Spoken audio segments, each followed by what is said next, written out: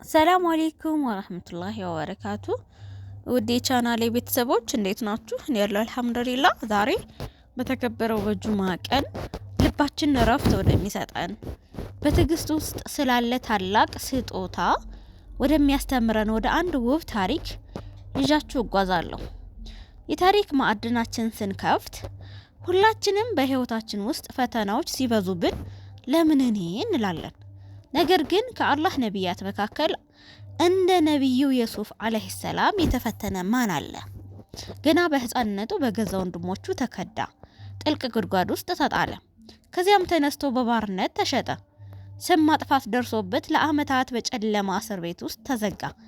ፈተናው አንዱ በሌላው ላይ እየተደራረበ መጣ። ዩሱፍ አለይሂ ሰላም ግን አንድም ቀን አላህን አላማረረም። በትዕግስትና በኢማን ጸና። የዚህ ሁሉ መጨረሻ ምን ሆነ መሰላችሁ?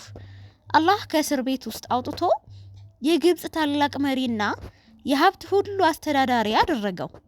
የናፈቀውን አባቱንም ይቅርታ የጠየቁትን ወንድሞችንም መልሶ አገናኘው።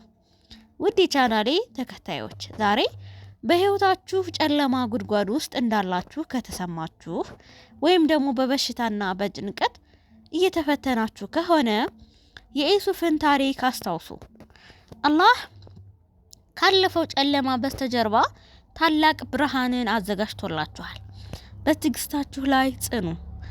ታሪኩ ለውስጣችሁ ብርታት ከሆነላችሁ ቪዲዮን ላይክ እና ሼር ማድረጋችሁን አትርሱ።